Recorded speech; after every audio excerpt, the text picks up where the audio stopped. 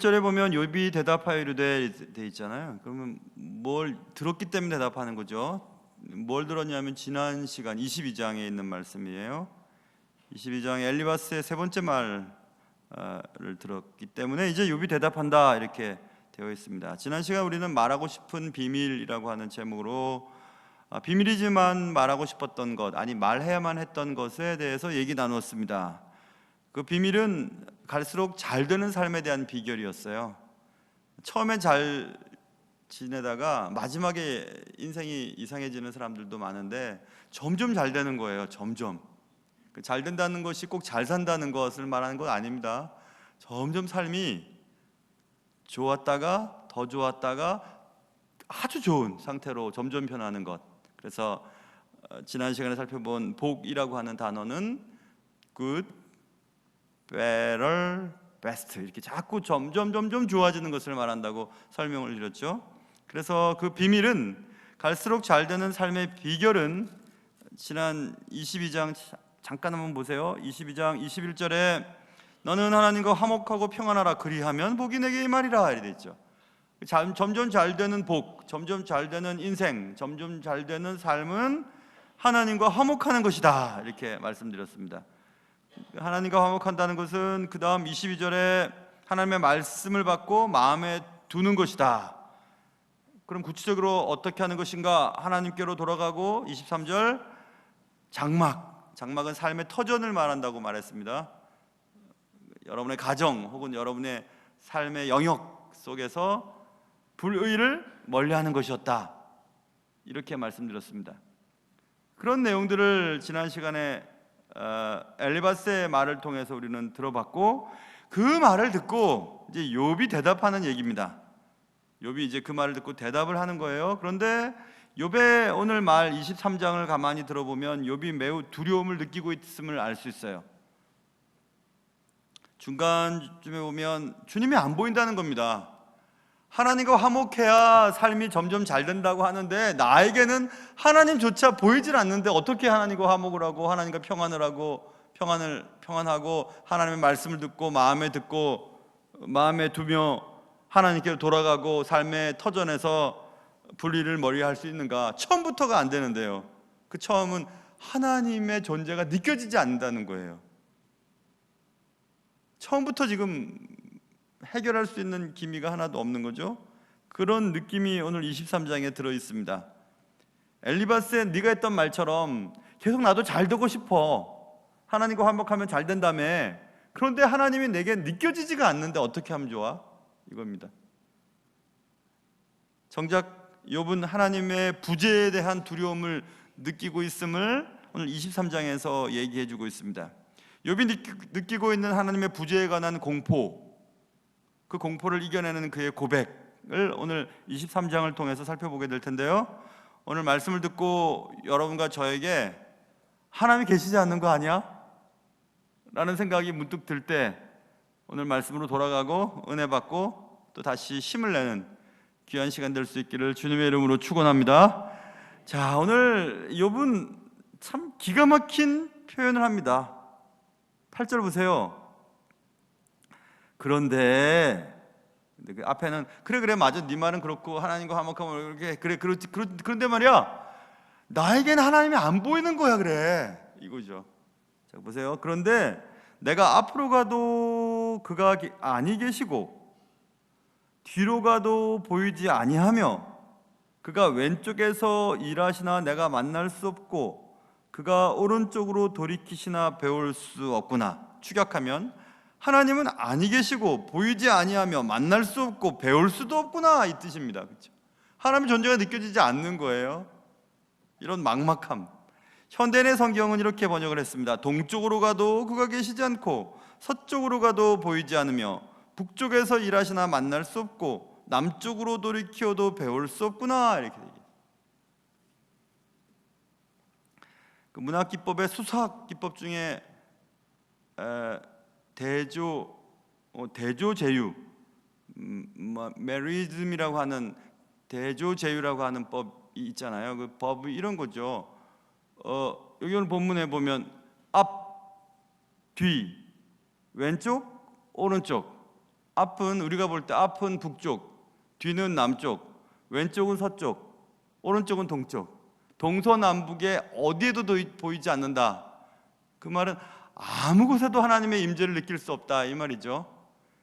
남녀노소 모든 인간들 그 얘기죠. 선함과 악함 그러면 모든 것 이런 뜻이고, 그거를 대조제유 한문으로 쓰면 그렇고 메리즘이라고 하는, 그러니까 극단을 다 얘기하면 다 포함된다는 얘기잖아요, 그렇죠? 그 얘기예요. 그러니까 지금 욥은 앞, 뒤, 왼쪽, 오른쪽 어디에도 안 보이셔. 그러면 어떤 상황, 어떤 노력을 해도 주님이 느껴지지 않는다는 얘기를 지금 이렇게 하고 있는 거죠. 그럼 어떻게 하면 좋죠? 처음부터 출발을 지금 할 수가 없는 거예요. 삶이 잘 되고 싶은데 하나님과 화목하면 잘 된다 그러는데 하나님이 느껴져야 할 거 아니에요. 하나님 믿으면 좋다고 하는데, 예수 믿으면 좋다고 하는데 예수가 보여야죠. 예수가 느껴져야죠. 하나님이 어디 계시는지 보여주면 내가 믿겠다 이렇게 얘기를 할 수 있지 않아요? 거기서부터 이제 출발이죠. 그래서 어떻게 하면 좋을까? 배울 수 없구나. 10절 보세요. 그러나 보이진 않아요. 그래요. 하나님 느껴지지 않아요. 동서남북 어디에도 하나님이 느껴지지 않습니다. 보이지를 않아요. 그러나 내가 가는 길을 그가 아신다. 그가 나를 단련하신 후에는 내가 순금같이 되어 나올 거다 라는 것을 믿었어요. 하나님은 보이지 않지만 하나님은 나를 알고 계셔. 그리고 나를 단련해. 하나님의 보이지 않는 이런 어두움 속에서도 이런 단련함을 통해 나는 분명히 정금같이 순금같이 될 것이야 라고 하는 믿음을 가지고 있었습니다. 그러니까 결국 믿음은 보고 느끼고 만지고 듣고 하는 것이 아니라, 믿음은 우리가 생각하는 것과는 달라요. 하나님 있으면 보여줘봐. 하나님 있으면 보여줘보란 말이야 이렇게 얘기를 해서 보여줄 수가 없어요. 그러나 믿음은 실제로 있어요. 우리 속에 분명히 우리는 믿을 수 있어요. 나의 길을 그가 아시고 내가 단련한 후에는 내가 정금같이 될 것을 난 알아. 어떻게? 글쎄 알아. 이렇게. 여러분, 앞, 뒤, 좌우가 막히고 캄캄할 때도 우리는 하나님을 신뢰할 수 있어요. 내가 하나님을 볼 수 없어도 지금 욥의 말을 들어보면 하나님은 나를 보고 계신다는 것을 믿어요. 되게 큰 은혜죠, 그렇죠? 나는 하나님을 볼 수 없지만 난 믿는 거 있다. 하나님은 내 길을 아신다. 하나님은 나를 잘 아신다. 하나님이 나를 보고 계신다는 것을 난 알아. 결국 난 잘 될 거야. 이렇게 지금 믿고 있는 거죠.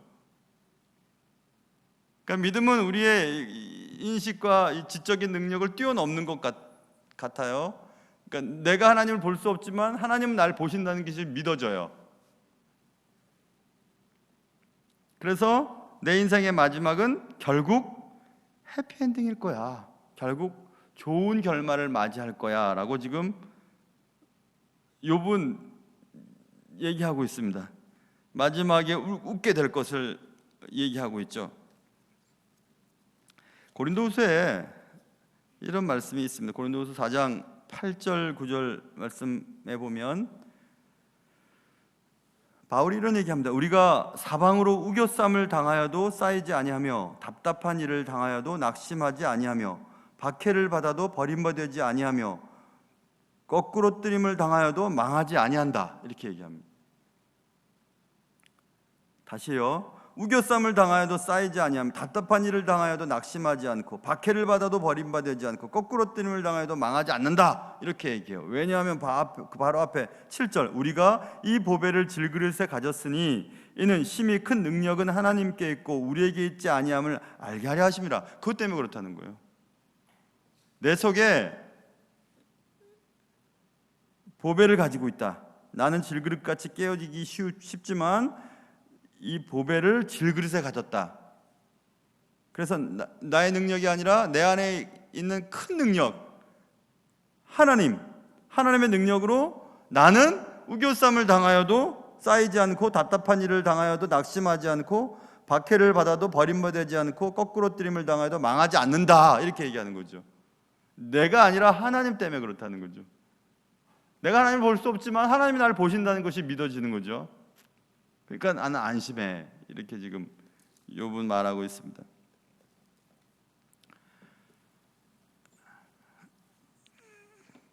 최근에 그 영국의 노팅힐이라고 하는 지역 있잖아요. 노팅힐에 그 수도원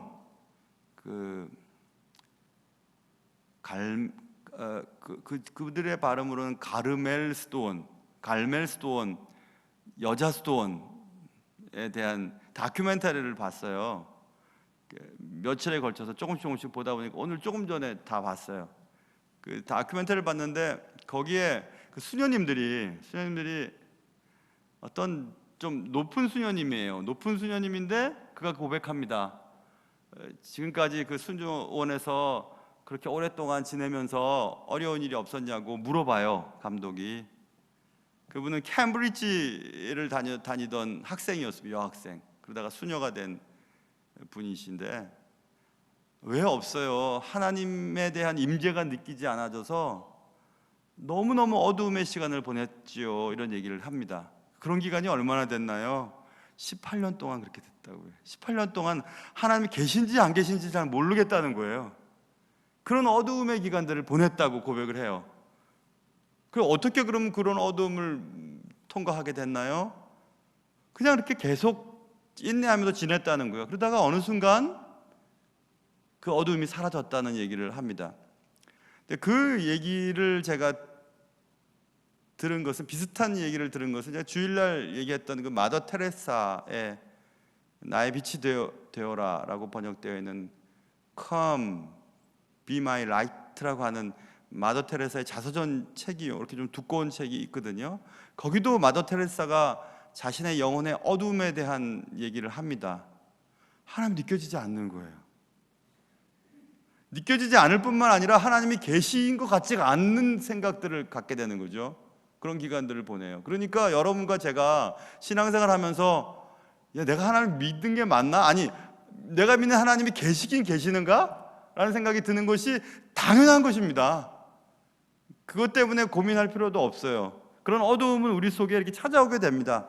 정기적이든지 부정기적이든지 신앙의 이런 곡선이 계속 그려지거든요. 내가 신앙생활 이렇게 했는데 하나님 갑자기 안 계신 것 같은 느낌이 들 때가 있거든요.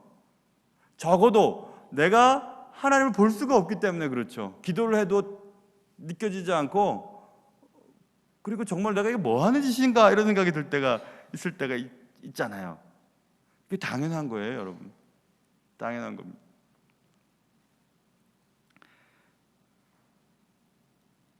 분명히 우리가 고백해야 될 것이 있습니다. 우리가 하나님을 느낄 수 없고 만질 수 없고 또 볼 수는 없지만 하나님이 우리를 보고 계세요. 하나님 우리 곁에 계세요. 그리고 하나님이 우리의 길을 알고 계세요. 그리고 우리를 단련시키셔서 점점 불순물을 제거시키시고 순금처럼 되게 만드시죠. 뭘 통해서요? 어둠을 통해서 그렇게 하세요. 그 어둠은 슬픈 일, 또 괴로운 일, 또 뭐 건강의 어려움, 재정적인 어려움, 그 모든 것들을 다 통과하게 하셔서 자꾸 빼내는 거죠. 우리 속에 더 이상 내가 하나님 이외에 다른 것들을 의지하려고 했던 것들을 자꾸 빼내가시는 겁니다. 내가 의지했던 자녀들 빼내가시고, 내가 의지했던 돈들 빼내가시고, 내가 의지했던 미모, 건강 빼내가시고, 그리고 하나님만 보게 만드는 거죠.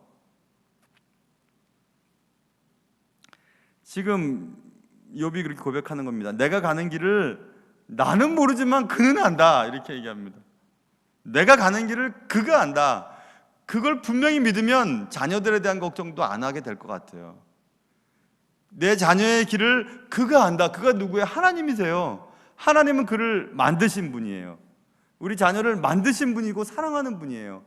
그를 위해 돌아가신 분이세요. 그러니 그가 알아서 하시겠지 라는 믿음을 갖게 하죠. 내 인생이 왜 이렇게 꼬이지? 내가 어떻게 앞으로 어떻게 살지? 나의 길을 난 정말 모르겠어. 맞죠? 모르죠. 그러나 나의 길을 그가 아세요. 그는 하나님이세요. 그러니까 안심이 되잖아요. 그 믿음이에요. 보일 수 없고 만질 수 없고 느껴지지 않지만 앞에도 안 계신 것 같고 뒤에도 안 보이시고 왼쪽에서 이런다 그러는데 왼쪽을 찾아보면 또 안 보이고 오른쪽에 계시지만 내가 오른쪽을 돌아오는 순간 또 안 계시는, 이거 어떡하지? 캄캄함. 그렇지만 나의 길을 그가 하신다 이렇게 고백하는 순간 우리는 하나님의 풍성한 은혜 가운데 속해 있게 되는 거죠. 어둠 속에 있을 때는 그런 믿음이 생기지 않아요. 그런데 우리가 의지적으로라도 그래 나는 나의 길을 몰라, 나는 나의 힘을 의지할 수가 없어, 나도 나를 못 믿겠는걸, 그러나 그가 날 아시지, 그가 그의 길을 나의 길을 책임져 주실 것이지 라고 믿으세요. 그렇게 고백하셔야 돼요. 그러면 결국 이 어두움이 지나고 나를 단련시켜서 내게서 불순물을 빼내 가시고 나를 순금같이 만드시겠지 라는 것을 확신하는 거죠. 지금 욥이 그렇게 확신하고 있습니다. 자, 그래서 11절 보세요. 나는 내 발이 그의 걸음을 바로 따랐으며 내가 그의 길을 지켜 치우치지 아니하였고 내가 그의 입술의 명령을 어기지 아니하고 정한 음식보다 그의 입의 말씀을 귀히 여겼도다. 이렇게 얘기해요. 우리의 인생의 마지막이 잘 돼야 되잖아요, 그렇죠? 엘리바스의 말처럼 내가 너한테 비밀 하나 알려줄게. 야, 네가 갈수록 잘 되는 비밀은 하나님과 화목해야 된다. 하나님의 말씀을 따라야 된다. 그의 말씀을 마음에 두어야 된다. 장막에서 불의를 제거해야 된다. 그래, 맞아, 알았어. 그런데 하나님이 느껴지지 않아야. 그런데 믿는 건 하나 있지. 나는 하나님을 볼 수 없고 느낄 수 없지만 하나님은 날 아셔. 그건 분명해. 그럼 가만히 있어야 되나요? 아니요. 욥은 나름대로 애를 씁니다. 우리에게 알려주는 거예요. 우리의 마지막에 인생의 해피엔딩이 되기 위해서는 몇 가지 조건이 있어야 될 것 같아요. 조건이 만족되어야 될 것 같습니다. 그 조건은 11절 욥이 얘기했던 것처럼 내 발이 그의 걸음을 바로 따랐으며 내가 그의 길을 지켜 치우치지 아니하였고, 길에 대한 얘기죠. 길은 언제나 삶의 방식을 말해요. 삶의 스타일. 우리가 어떤 삶을 지향하느냐가 길이에요. 우리가 어떤 삶을 살아가는가, 어떤 길을 따를 것인가에 대한 문제거든요. 그런데 어떤 길을 따라야 되나요? 본문에 내가 그의 걸음을 바로 따랐으며, 그러니까 하나님의 길을 따르겠다는 거죠. 하나님이 가셨던 길을 걸어가겠다는 거죠. 한 번도 살아보지 않았으니까 내가 그의 길을 지켜 치우치지 아니하였고 이렇게 말합니다. 그의 걸음, 그의 길. 어릴 때 위인전을 많이 읽히잖아요, 아이들. 저도 위인전을 많이 읽었거든요. 부모님들이 위인전을 많이 읽히는 이유는 그렇게 좀 살아라는 얘기잖아요. 이렇게 좀 살아라고. 성경을 많이 읽는 이유는 뭐죠? 성경 말씀대로 살라고 읽는 거죠. 앞으로 가도 뒤로 가도 옆으로 가도 길이 보이지 않을 때는 어떻게 되냐? 말씀의 길을 따라가야 됩니다. 신앙의 선배들이 이럴 때 어떻게 했는지를 보고 따라가야 되는 거예요. 그러면 길을 잃지 않을 겁니다. 틀림없이.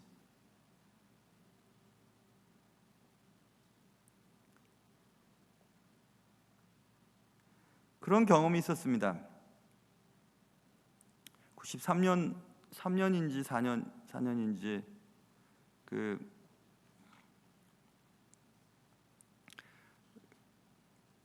이스라엘과 요르단과 이집트, 그러니까 구약의 여정을 따라서 거의 도보로 한 달 남짓 갔던 적이 있었어요.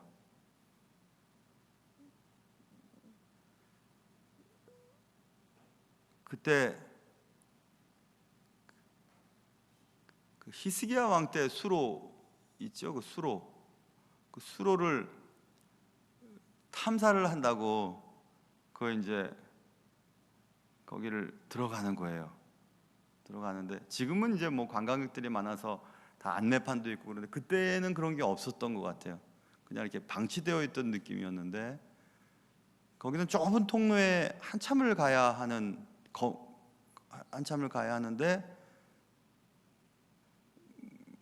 거기 안내문을 보니까 가끔씩 이렇게 160 정도 물이 차는 경우들도 있다고. 그러니까는 상당히 깊이 들어가지고 그죠? 그런 게 있으면 조심하라는 그런 것들이 안내문이 있었던 것 같습니다. 그런데 그 통로가 한 사람이 갈 수 있어요. 그러니까 뒤에 사람이 따라오고 또 따라오고 해야 되는데 제가 장난기가 되게 많잖아요. 어릴 때부터. 그럴 때는 또 제가 앞장을 쓰거든요. 내가 앞장서겠다고 나 따라오라고 그랬어요. 그래서 맨 앞에 갔어요. 캄캄하고 푹 빠질지 부딪힐지 모르지만은 갔어요. 그런데 이제 뒷사람은 내 뒤를 잡고 갔으니까 내가 무슨 일이 생기면 뒤에는 멈추면 되니까 또 따라왔어요. 줄줄줄줄줄 따라왔어요. 10명이 넘었던 것 같은데 그때 같이 갔던 친구들이 10몇 명이 다 통과를 했어요. 그 생각이 났어요. 이걸 지금 읽으면서 우리가 한 번도 살아보지 않은 길이니까 가긴 가야 될 텐데 어디로 가야 될지 모르겠어요. 어떻게 하면 좋을까?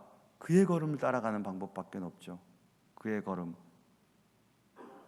좌우로 치우치지 않고 그의 걸음을 따라 살았던 신앙의 선배들의 걸음을 따라가는 거죠. 신앙의 전통이라는 것은 굉장히 중요한 것이라는 생각이 들었습니다.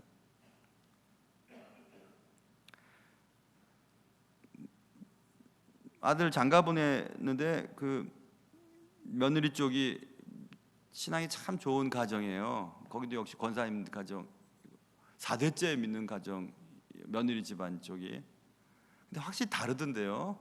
신앙의 이렇게 전통이 쭉 이어져서 누적되어 있는 가정이 다르긴 다르더라고요. 그리고 그런 가정과 사돈을 맺는다는 것은 큰 축복이라는 생각을 제가 했습니다.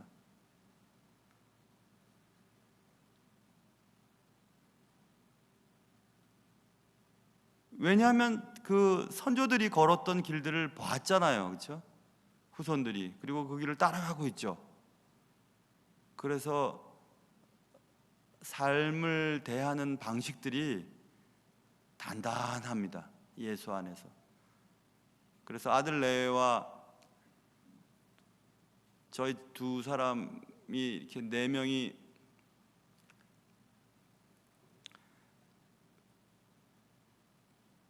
그 아이메시지라고 이제 이 카톡방의 단톡방 같은 그 아이폰에 아이메시지 방을 만들어 놓고 이제 메시지를 나누고 이렇게 하는데 자유롭게 신앙 얘기를 할 수 있다는 사실이 그렇게 행복할 수가 없어요. 참 그건 참 대단한 복이구나 이런 생각이 들었습니다. 길을 잃지 않아야 될 텐데 자녀들도 나도 길을 잃어서는 안 될 텐데 어떻게 하면 좋을까? 누군가 앞에서 끌어주고 누군가 뒤따라가는 일이 제일 안전하지요. 신앙의 계대를 잘 이어주는 것이 제일 중요하다는 생각을 했습니다. 그리고 처음 신앙의 첫 세대는 신앙의 선배들을 따라서 계속 그 길을 따라가는 거죠. 흔들리지 않고 바른 길, 옳은 길, 어떻게 살아야 되는지 삶의 방식을 쫓아가는 일들이 필요하다는 것을 알 수 있습니다.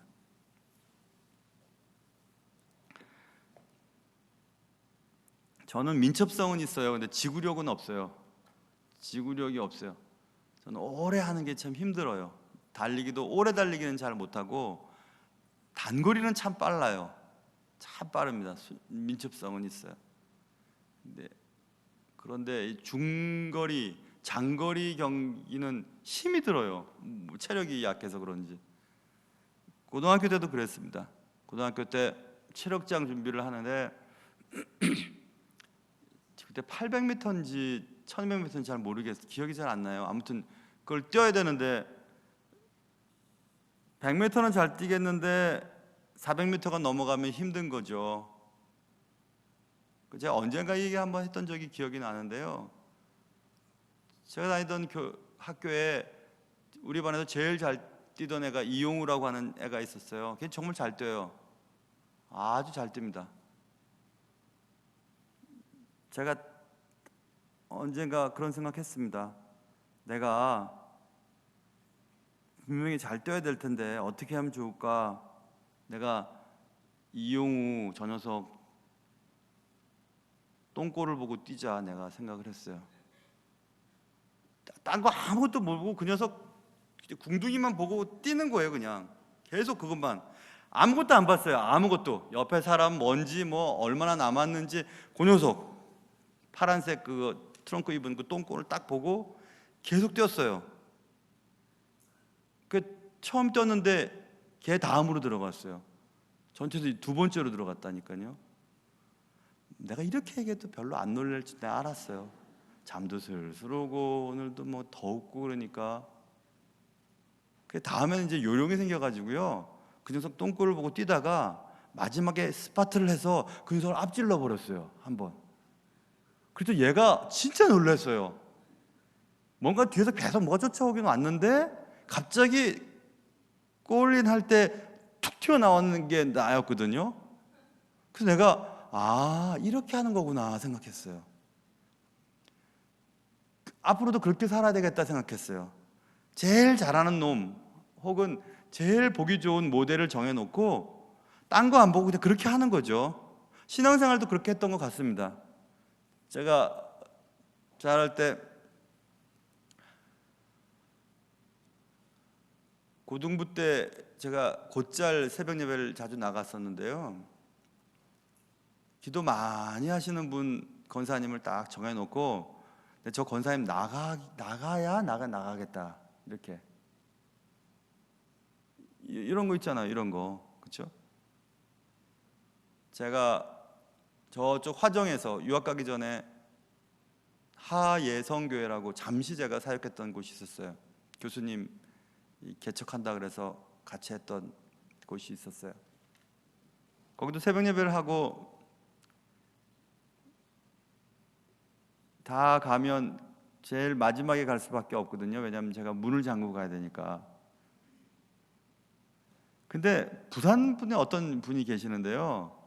딸네 집에 와서는 이제 새벽 예배를 거기를 나왔거든요. 근데 이분은 얼마나 오래 기도를 하는지 이분이 가야 내가 갈 텐데. 그 어느 날 이렇게 제발 좀 나는 기도했죠. 제발 좀 가라 좀 가라. 가야지 내가 문 잠그고 갈 텐데 안 가셔요. 그러다 이제 깜빡 잠이 들었잖아요. 깜빡 잠이 들었는데 갑자기 그냥 죽여! 이런 소리가 들려고 내가 얼마나 놀랐는지 몰라. 난 강도 들었는 줄 알았어요.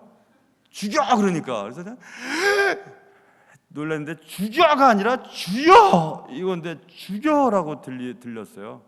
그래서 내가 놀라니까 그 권사님도 놀래갖고 둘이서 이렇게 놀래가지고 막 웃었던 기억이 납니다. 그 권사님 생각이 나요. 여러분 신앙생활 할 때 좋은 그런 모델을 하나 정하세요. 그리고 그 길을 따라서 가는 게 참 좋은데 제일 좋은 것은 부모님이겠죠. 우리 아빠가 이렇게 기도했었지. 우리 엄마가 교회 이렇게 섬겼지. 그래, 우리 아빠가 그렇게 목사님 곁에 힘이 되어 주었지. 우리 엄마가 그렇게 허드렛 일을 하면서 교회 구석구석 애썼지. 그걸 보는 거예요, 아이들이. 보고 이제 그 길로 가는 거죠.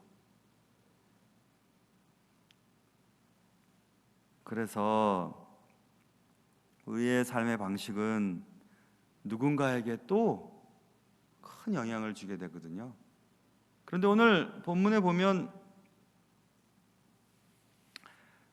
내 발이 그의 걸음을 바로 따랐으며 내가 그의 길을 지켜 치우치지 아니하였다 이렇게 말씀하고 있습니다.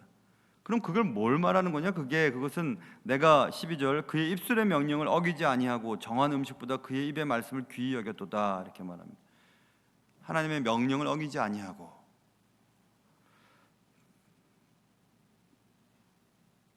하나님의 말씀을 음식보다도 귀하게 여겼다 이렇게 말하죠. 매일 먹는 음식, 정해놓은 음식, 정해놓고 먹는 음식보다 귀하게 여겼다. 그것은 말씀을 정기적으로 먹어야 된다는 얘기지 않겠어요? 그래서 시편 119편에 주의 말씀은 내 발의 등이요 내 길의 빛이니이다 이런 말씀이 기록되어 있습니다. 한 번도 살아보지 않았으니까 주의 말씀의 빛을 비치면서 한 걸음씩 걸어가야 해요. 다른 곳으로 이렇게 나갔다가 돌아오면 시간이 너무 많이 걸리거든요. 그러니까 바른 길을 걸어가야죠. 그렇게 해야 된다라고 지금 욥의 입을 통해서 우리에게 알려주고 있습니다. 결국 지금 욥은 우리에게 말하고 싶은 것은 우리가 삶을 살아가다가 두려운 이유, 우리 앞에 닥친 문제 때문에 우리가 두렵지는 않아요. 사실은 문제는 해결이 되니까. 여러분, 답이 없는 문제는 세상에 없습니다. 답이 없는 문제는 문제가 아니에요. 문제 자체가 아니에요. 풀으라고 준 것이 문제죠. 그러니까 인생의 모든 문제는 다 답이 있어요. 답을 못 풀고 답을 발견하지 못해서 두려운 게 아니고, 가만히 따져보면 하나님의 부재에 대한 공포가 우리를 두렵게 해요. 삶의 의미를 발견할 수 없거든요. 하나님이 계시지 않다면. 하나님이 내 삶의 주인이 아니라면 이런 의도가, 이런 삶의 노력이 부질없이 느껴지거든요. 그러니까 그게 두려운 거예요. 근본적인 문제죠. 아까 말씀드린 마더 테레사 같은 분도 그런 두려움 속에서 힘들었음을 고백하고 있거든요. 욥은 정말 캄캄한 상태를 경험했습니다. 앞과 뒤와 왼쪽과 오른쪽. 그럼에도 불구하고 욥은 하나님의 선하심을 의심하지 않았어요. 볼 수 없어. 그래, 맞아. 느낄 수도 없어. 만질 수도 없어. 그러나 난 안다. 그가 날 안다. 그가 내 길을 안다. 그리고 나를 단련시켜서 결국 나를 정금같이 만들 것을 난 믿는다. 그래서 나는 그의 길을 따라서 곧게 가야만 해. 치우치면 안 돼. 하나님의 말씀대로 살아야 돼. 이렇게 지금 욥은 얘기하고 있습니다. 다시 한번 욥의 말을 들어보세요. 욥이 17절 내가 두려워하는 것은 어둠 때문이나 흑암이 내 얼굴을 가렸기 때문이 아니다. 환경 때문이 아니라는 거예요. 욥은 지금 내가 힘들고 괴롭고 두려운 것은 어둠 때문이나 흑암이 내 얼굴을 가렸기 때문이 아니고, 16절 보세요. 그 앞에 하나님이 나의 마음을 약하게 하시며 전능자가 나를 두렵게 하셨기 때문이다. 결국 하나님과의 문제라는 얘기를 욥은 얘기하고 있습니다. 욥은 자신이 진짜 두려운 것은 사람들이 자신의 마음에 아픈 말을 했기 때문도 아니고, 물론 재산과 가족들을 잃은 슬픔 때문도 아니었고, 욥을 가장 두렵게 했던 것은 혹시 하나님이 계시지 않은 것은 아닐까라는 생각 때문이었음을 지금 우리에게 보여주고 있습니다. 결국 하나님의 부재에 대한 공포. 그래서 16절에서 조금 전에 읽은 것처럼 하나님이 나의 마음을 약하게 하시며 전능자, 하나님이 나를 두렵게 하셨다고 믿고 있어요. 그것도 사실이고 하나님이 하신 것이다. 이건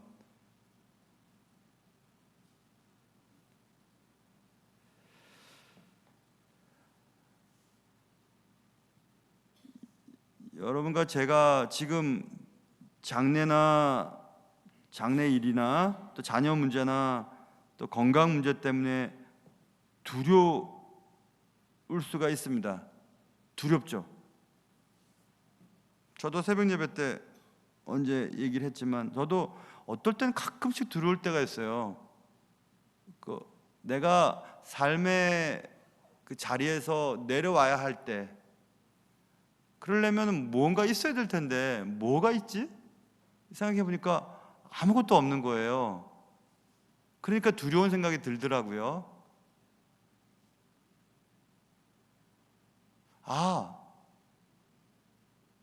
그래서 노후 대책을 하는 거구나 이런 생각도 해보고, 연금을 받는 사람들이 부럽게 느껴지고, 부동산이 있는 사람들이 대단히 부러워 보이는 생각들을 갖게 되었어요.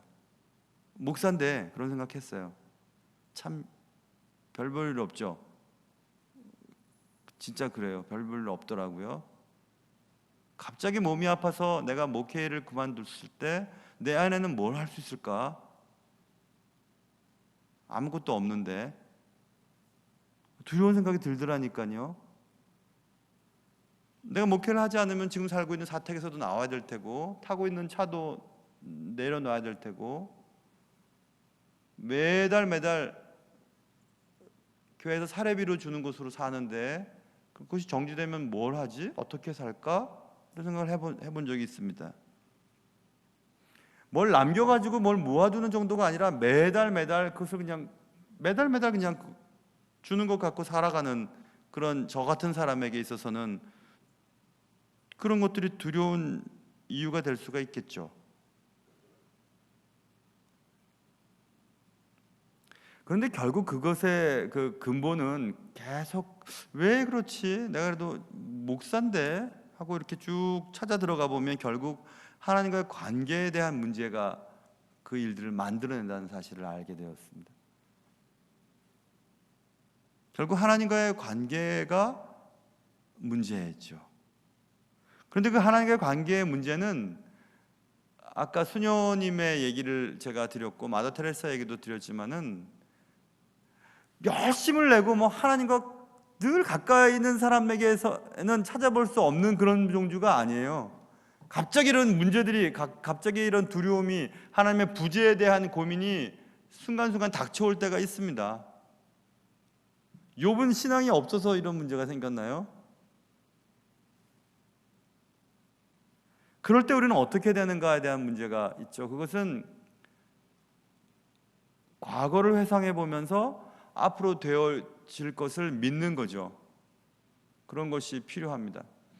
제가 이 말씀을 보면서 제가 신학을 시작하면서 한동안 하나님께서 적극적으로 관여하셨던 사실을 기록한 파일이 있어요. 제 파일에다가 언제 어느 날 하나님이 이런 일들을 하셨다, 이런 어려움에서 하나님이 이렇게 해결해 주셨다라고 하는 것들을 모아놓는 파일이 있었어요.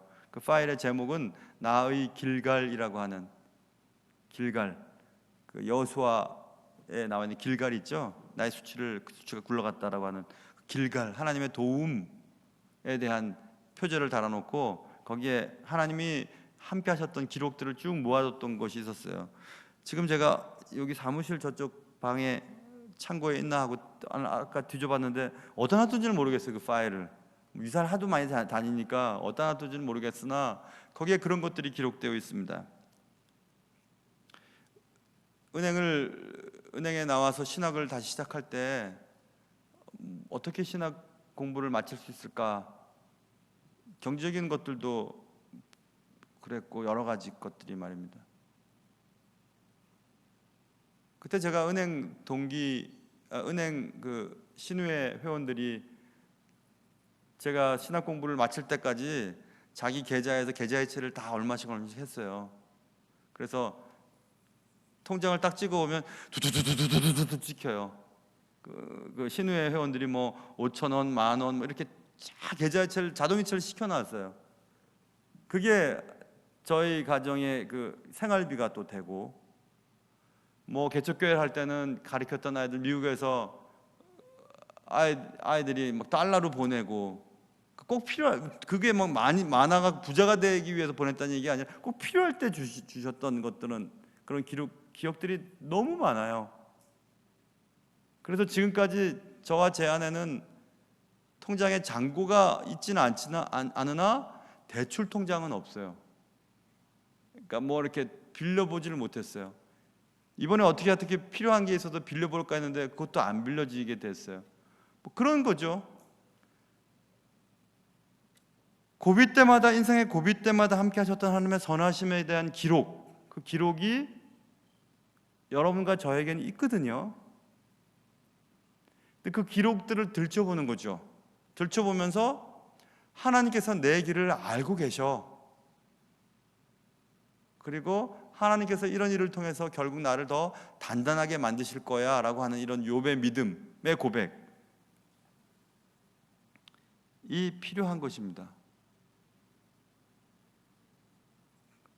그래서 또 한 고비를 넘어가고 한 고비를 넘어가면서 우리 속에 하나님 이외의 것들, 하나님 이외의 것들을 의지하려고 했던 것들을 자꾸 빼내가는 하나님의 작업들이 우리의 삶의 전체에서 계속해서 진행되어 가고 있음을 여러분과 저는 기억해야 하죠.